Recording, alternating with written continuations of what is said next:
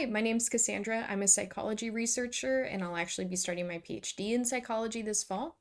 But my main hobby is gaming. So today I wanted to talk to you a little bit about my favorite MMO you've probably never heard of. And then I want to dive deeper into a more academic discussion about problematic gaming and specifically how my relationship with gaming, especially as a girl and with online only friendships, has led to some theories around internet gaming disorder and why I think that this really needs more research. So, to start, let's talk about my favorite MMO. When I was in fourth grade, I was in every way a horse girl, except I did not own a horse. So I did the next best thing that you possibly could, which was play horse themed games on the computer. Playing horse games meant I could ride and capture wild horses, feed them sugar cubes, pet horses, braid their hair, basically do everything that you do when you actually own a horse, but I didn't own one. I played Barbie Riding Club, Barbie Horse Adventures, Mystery Ride, Barbie Horse Adventures Wild Horse Rescue. So basically, just all of the Barbie horseback riding games. That was until in 2007, a browser based MMORPG titled Horse Isle The Secret Land of Horses released. And with my parents' permission, I logged in for the first time at around 9 years old. Horse Isle was described in an RPGLand article from 2007 as an attempt to bring World of Warcraft obsession to the younger crowd. Horse Isle brings a simplistic Flash-based MMO RPG to the market. And let me tell you, I was obsessed. Horse Isle was extremely engaging. You primarily spend your time capturing wild horses and training them, but there's also so many mini games. You complete quests, you try to make money, you buy and sell horses and items both from NPCs and real players, and so much more. I loved Horse Isle so much that at 10 years old, I even learned basic HTML so that I could code my profile to be prettier in the game. Joe and Miranda Durbin created the game in just 8 months and have gone on to create two more spin offs of Horse Isle, which I haven't played, but I've heard are just as successful. If I recall correctly, I think Horse Isle's player base peaked with tens of thousands of players, if not like 100,000 active accounts. But Horse Isle essentially died after browsers removed Adobe Flash support. In 2020, the Horse Isle servers had a DDoS attack, and Joe and Miranda posted their final update on the site, letting players know it's time to say goodbye. By this time, I had simply grown out of Horse Isle, so I stopped playing around sixth grade. While Joe and Miranda had also moved on from Horse Isle 1 and created the other 3D MMOs. When I got older, around sixth grade through middle school, I started playing Minecraft and FPS shooters. Instead of spending so much time daydreaming about horses, I played like other adult horse games like Skyrim, which is primarily you also going on horse adventures.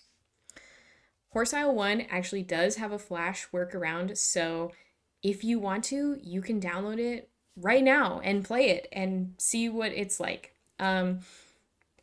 There's 1,000 active accounts at this moment, so it is still, there's still some players, although usually only 10 people ever online at a time. In preparation for this video, I did some research and I accessed some pages through the web archive.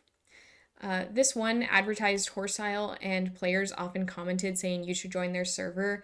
I played on Gray, so if you decide to play Horse Isle today, if you decide to go play Horse Isle today using the Flash workaround, you should play on Gray, even though I do think Pinto is probably the most popular server.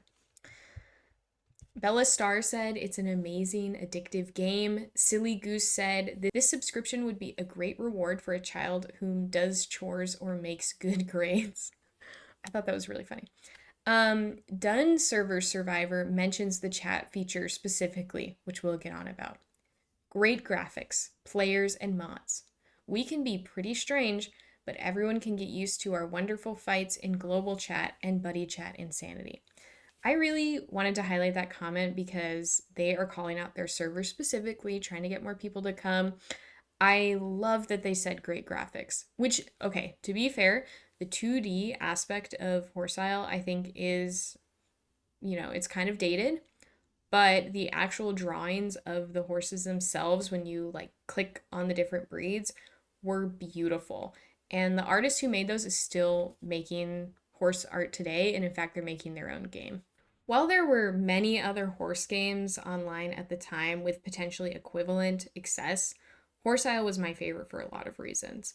Number one, you actually got to ride the horses. So there, even though the animation of it was pretty basic, you can see your player model riding a horse across the screen. And second was because there was an open chat feature. It did have some restrictions, like you couldn't put links in the chat, you couldn't curse, you weren't supposed to give out any private information, but you could actually talk to the other players in real time, which was unique to some of the other horse games online at the time. On the left side of your screen, there's an all chat in red and a sail chat in purple, and every single player currently logged into the server could see these. Then there's also buddy chat and private messages in the bottom right. This is not unique to Horsile. It's seen in like every MMO. Take Diablo 4, for example. There's a guy selling something, and then there's a social and clan chat. And, these types of chats exist across all popular MMOs. Horsile had both private and buddy chat, which is something, it's kind of like clan chat, except buddy chat was a group chat to anyone you were friends with who was currently online. So sometimes your friend might be chatting to a third person who you're not friends with, and you would be reading this one-sided conversation. And it led to a lot of FOMO that I had as a kid, but I didn't fully understand. So I wanted to add a bunch of friends so that I was never just reading a one-sided conversation. And it led to me adding more people, being involved in basically this huge group chat. This social aspect of an MMO is a huge draw for players, whether it's Horsile, Destiny 2, Diablo 4, Final Fantasy, which I didn't consciously understand as a child who had previously played mostly just single player horse games. And for me, discovering you could live chat to other people, typing what you wanted to type, was what made Horsile so exciting. And it really started me on this path of making online friends in video games. Like I said before, the Horsile chat was heavily moderated and kid-friendly. You would be instantly chat restricted for posting a curse word or a link. There was one time as a kid that I posted a link. I got like a message pop-up that my chat didn't send, so I just kept trying to send it over and over, and I ended up getting a bunch of chat restrictions without realizing why. And then when I logged into my account the next day, I saw at the top they were like, you have, X many violations. And I emailed support because I was so scared my account was going to get banned that I was saying, I didn't understand what was going on. I just tried to paste the link multiple times, and the mod team emailed me back and they were like, if you're good, your account won't get restricted and these violations will be removed after 6 months or something like that. And I just was so scared. And now as an adult, I'm really glad that there was that against links, but as a kid, I learned a little bit about, not getting banned in games, I guess.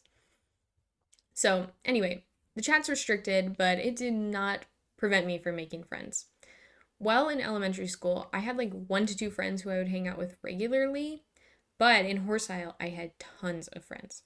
And they were other girls, presumably. Or, maybe there were males, but I didn't know at the time.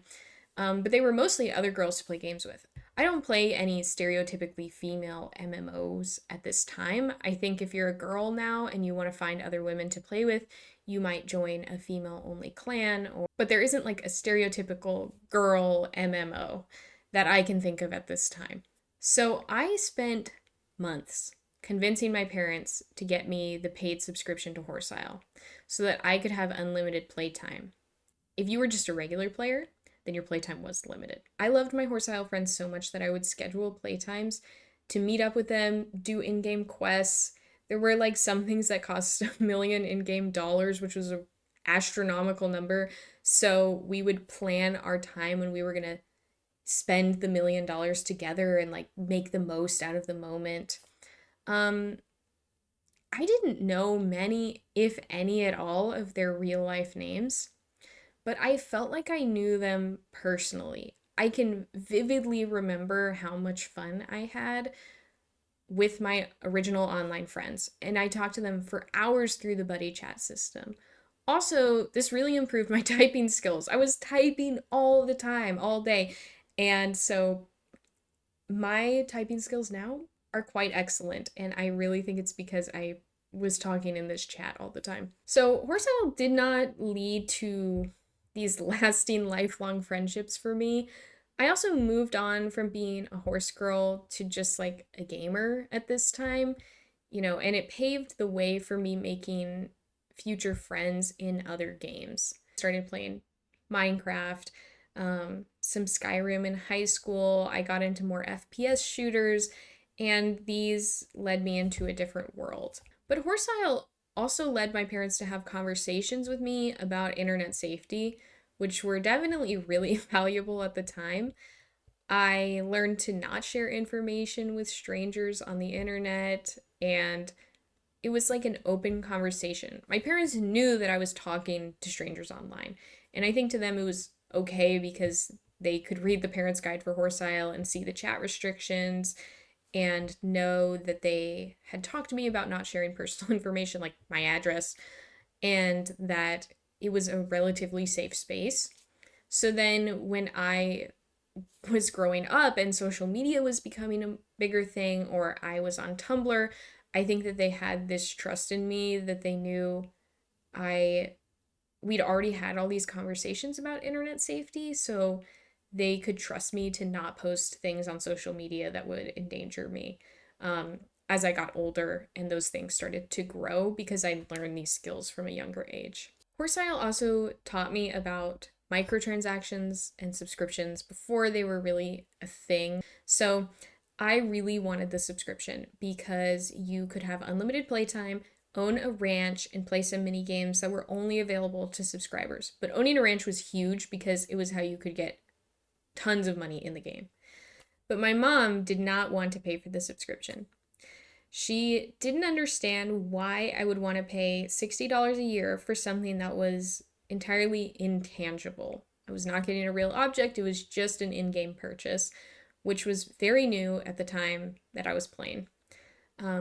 I tried to explain to her how it was super valuable to me, but thankfully, I also had an older brother who was a gamer, and he had similar purchases and subscription services at the time, so he could explain to my mom like what was so valuable about it.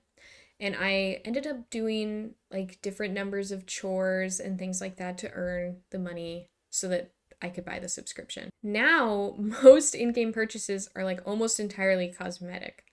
And I wonder, how are parents having these conversations with their kids today? I do think I could see a kid having a similar conversation today about Xbox Game Pass or something similar. You get so much out of paying X dollars a year. But I think at this time there weren't many different subscriptions like that. At this point in my life, I've been gaming for over 15 years.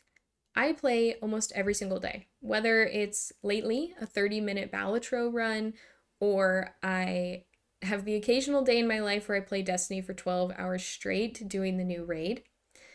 So much of my free time revolves around gaming. It is where I've met my friends. I met my life partner in Destiny 2, and this is how I relax. My online friendships are extremely fulfilling to me. When we are playing together, we're solving puzzles, completing challenges, working on a team, and a lot of times having more fun than we might have in person with that same group. A lot of adult friendship culture revolves around going to bars, and I feel like we just have a lot more fun playing online than we would going to a bar. But I want to know, can online-only friendships really serve the same role that face-to-face friendships play? And for people who play games problematically, whether that's problematic amount of use that affects their life or they're in a toxic culture, How do these online-only friendships positively or negatively impact them? And are these gaming friendships really different than other online friendships? So I changed. I'm in my Taylor Swift shirt, huge Swiftie, and I'm getting a glass of water. Before we're going to talk about the next segment of the video, which is primarily focused on internet gaming disorder and gaming addiction. So when I transitioned into middle school and started playing more with boy classmates or guy friends, we kind of moved into playing more male-dominated games, which were FPS games at the time, like anything in Gary's mod. Specifically, I played TTT a lot. When I started playing Gmod games and other shooters, I did experience a lot of harassment as a teenage girl. Not every online experience is a positive one, as I said, but research around how video games negatively impact us, aside from maybe some of the research on sexism I brought up, is fairly minimal. So many of us are probably really familiar with the now heavily disputed finding or argument that violent video games cause acts of violence. This theory was so heavily popularized during the Mortal Kombat congressional trials, and I think a lot of people still strongly hold this belief today. One article I read today summed it up really well, which is the research on video games is rich with associations and potential effects, but poor in terms of theory and causal inferences. So why are there so many associations in this research and not many causal articles? And the reason for that is because it's unethical. This is across all psychology. It's unethical and impossible to assign some participants to properly randomized groups when you're conducting research. For example, you would not want to ethically assign someone to be violent, or you can't instruct a participant to say, okay, you're going to have anxiety for the purpose of my study, and then observe something. So if we want to look at, what are the positive aspects of online friendships, you can't assign someone to have online friends and assign someone else to not. So keeping in mind that there's a difference between causal and associative research, because I want to talk about the research on MMOs in particular. I brought up all of this story about horse isle not only because I think it's a good relic of its time, but also because it shows my experience playing MMOs from a young age really well, and one that people may be less familiar with. I know I played horse isle to have fun because I loved horses and also to chat with my friends. And there's so many reasons people may play MMOs now. When I play Destiny 2, I play to relax, to enjoy the good storytelling, and to spend quality time with my partner. One study found that players with problematic internet use were more likely than the average player to say that they played an MMO to socialize, but also to feel happier and to get away from real life. The authors Cole and Hooley specifically talked about how a fantasy world like an MMO with low barrier to entry social interactions may feel like a safe place for people with higher anxiety. This study showed that playing games to excess, or in a problematic way, has associations with other traits such as scoring high on scales linked with anxiety and problems using online games in moderation. When someone can't play games in moderation, and among many other things, it becomes an addiction, and it's termed internet gaming disorder. Internet gaming disorder, or IGD, is currently listed in the DSM-5 as a condition for further research. This means it's not a formal disorder, it's not formally diagnosable, and it needs more research before people can diagnose and treat it. Current recommendations around internet gaming disorder state that someone must have significant impairment or distress in several aspects of a person's life from gaming, and include some of the following symptoms. Some of these symptoms may include your inability to reduce playing and unsuccessful attempts to quit gaming, giving up other activities, and continuing to game despite problems, or lying to family members about the amount of time spent on gaming. So I said the DSM-5 in a previous paragraph. The DSM-5 is a manual that psychologists and psychiatrists use to diagnose and treat mental illnesses. It's a growing, changing manual that frequently is updated based on the research. I do want to say a caveat. There have been problematic and controversial diagnoses included in the DSM in the past. I feel this is important to bring up and show it's a living document. So homosexuality was included as a diagnosable disorder, but was later removed. And oftentimes when names of disorders are stigmatizing, they're updated and changed. So as the DSM evolves, internet gaming disorder may be included in the future as a diagnosable disorder as research progresses, or it may not be if we find that it's not a unique disorder. So why is internet gaming disorder currently classified as a condition for further research? That's because the research on treatment is still ongoing. Effective and proven treatments for people with gaming addiction is basically non-existent. For some people, IGD, or gaming addiction, may just be how they are self-treating an entirely different issue.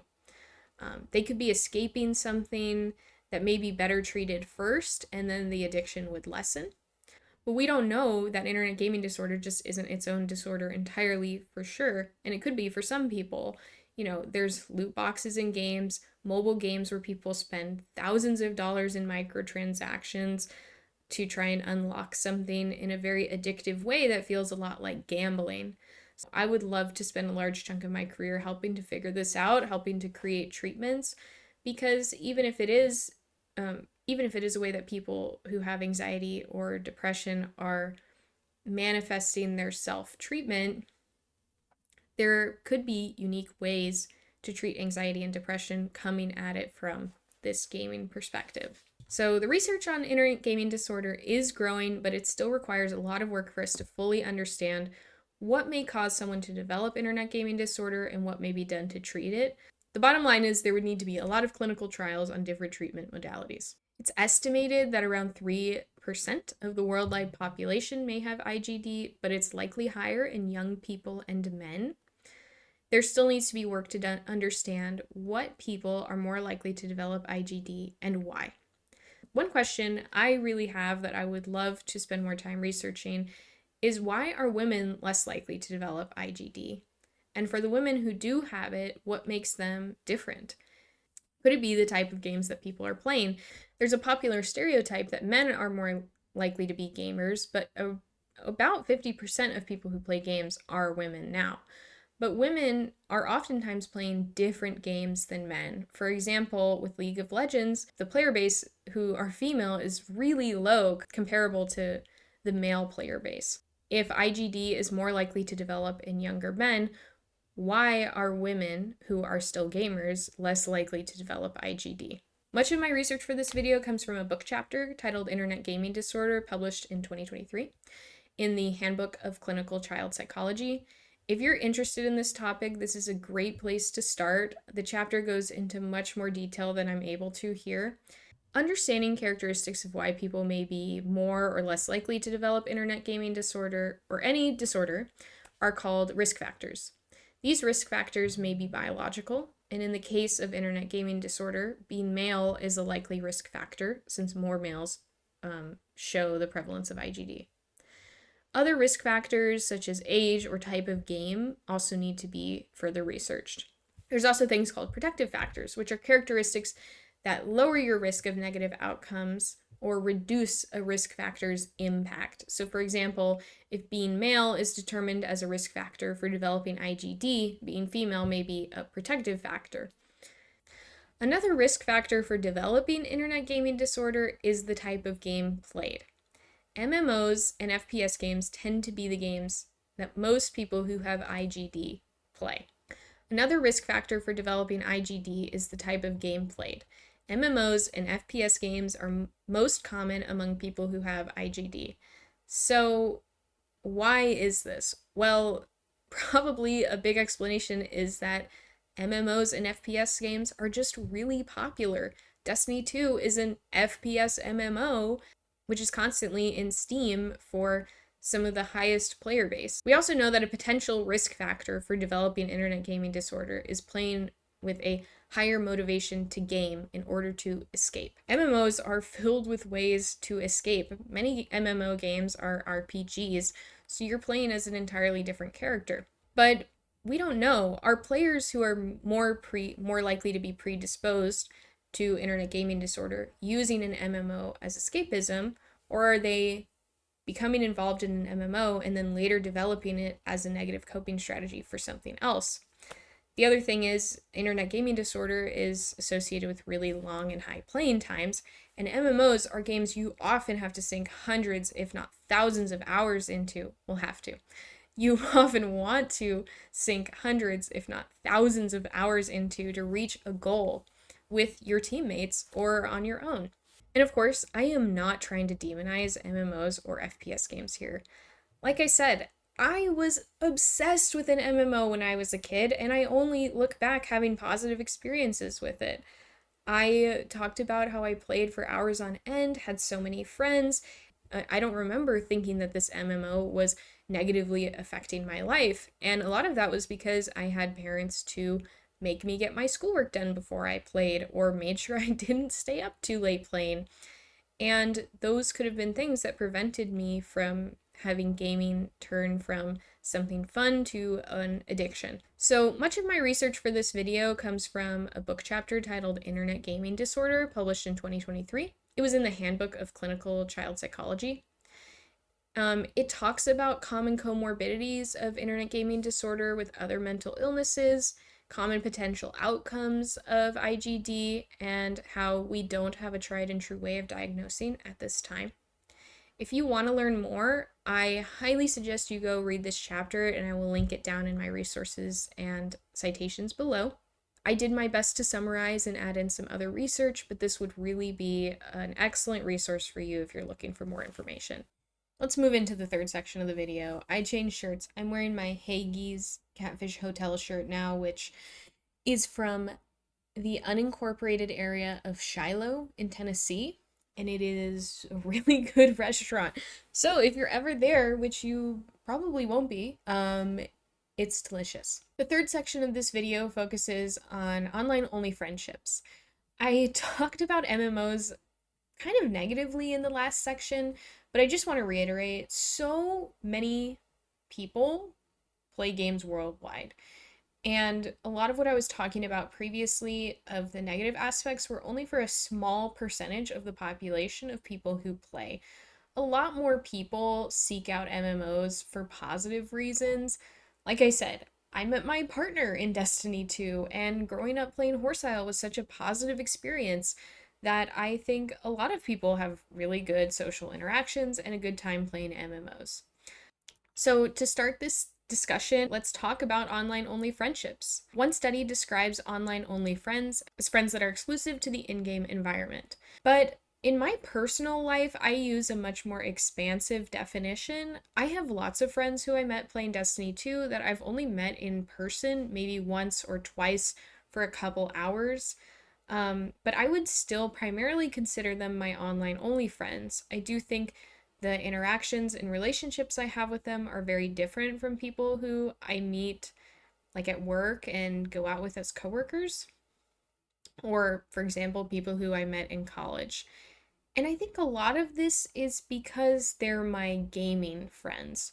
So I'm not using social media to talk to people online. And in fact, lots of my friends who I meet through gaming have no social media presence at all.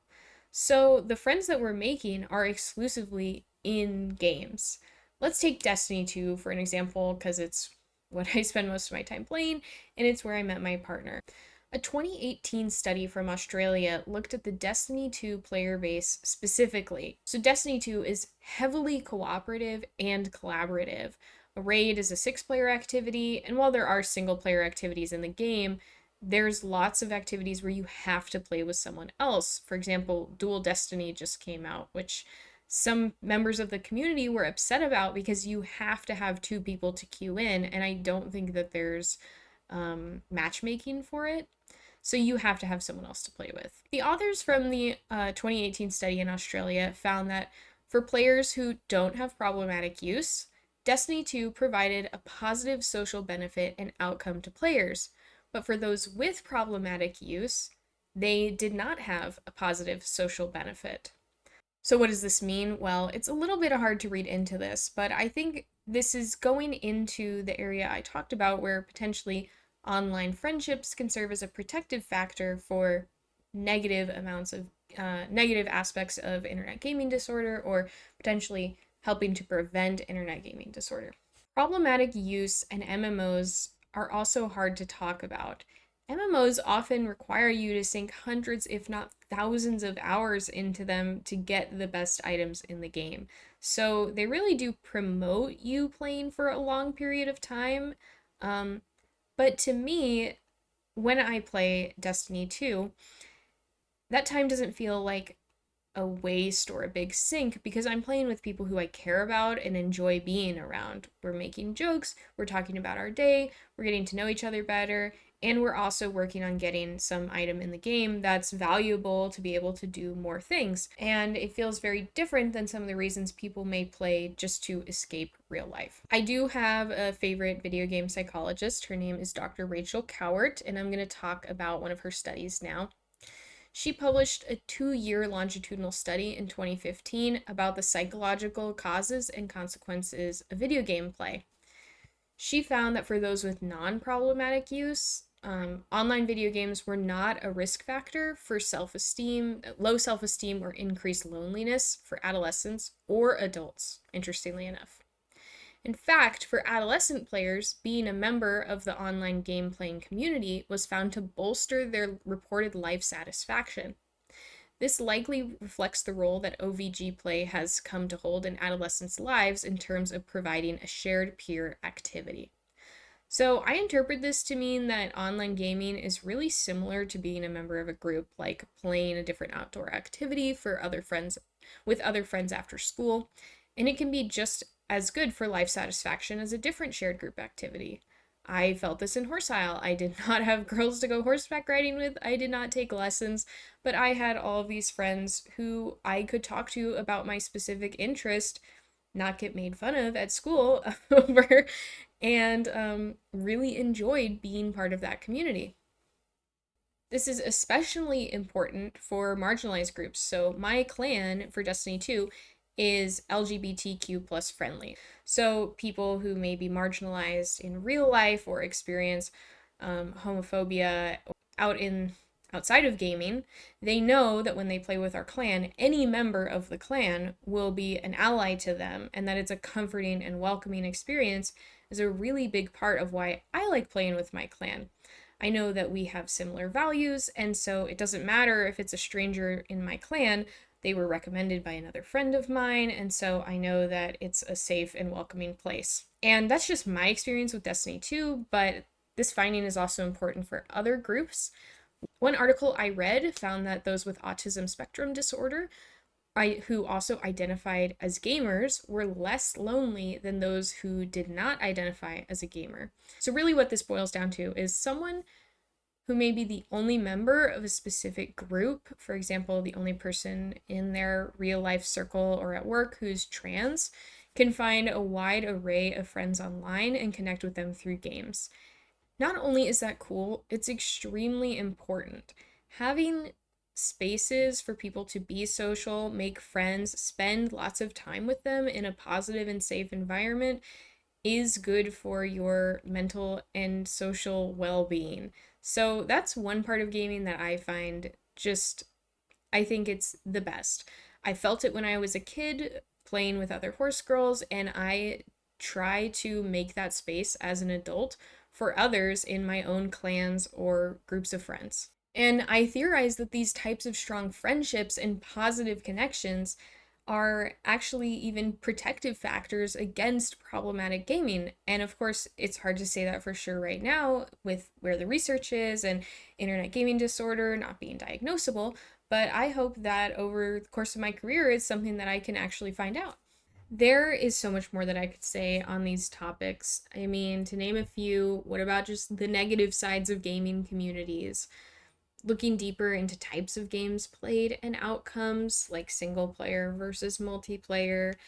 What about Discord? How is Discord involved, and is Discord considered social media or not? When I was at a conference, the Society for Research on Adolescence, a couple years ago, I noticed that there were so many social media studies where they either included Discord or didn't, and they would classify it as something slightly different. Like, no one really knew how to talk about it from a research perspective yet at that time. Anyway, the list goes on and on and on. I find all of this so exciting, and I genuinely just enjoy reading the research. And when I was writing this video essay, I kept thinking back to my time playing Horsile and thinking about how different is it than the games that kids are playing today. Parents today also have to think so heavily about screen time. There is something called the 5-2-1-0 recommendation, which says kids should only have 2 hours of screen time a day. I think that's outside of schoolwork. And, when I was a kid, I begged my mom to get the Horsile subscription so that I could play more than 2 hours a day. So on the weekends, if I only had 2 hours of screen time, or am I going to play 2 hours of Horsile? And then if that was it, I don't even know what I would have done as a kid. I don't know. And so for me, from a professional perspective, I'm a psychology researcher. Like I said, I primarily look at substance use prevention in teens right now, and then when I'm doing my PhD, a lot of it is going to be about substance use. I hope over the course of my life I can marry these two interests and become a researcher about how important games are potentially to the development of youth in a lot of positive ways. But I'm really excited to see how the field evolves and how we get more research on the other positive aspects of gaming. I look forward to being a part of it. So I would also like to say thank you to Seth and Alex for reading my scripts and helping me with this. And then if you want to learn more, you can read any articles that I've cited. It should be linked below, or at least the citation should be below. And in the future, when I make another video, I think it's going to be a deep dive on Horsile 1. I downloaded the Adobe Flash workaround for it. I've been listening to the soundtrack. My nostalgia, it's palpable, and I think that was my favorite part of making this video, was reading back through like the news and the forums and getting to bring that back up. So thank you for watching, and if you have any questions, let me know below. Thank you!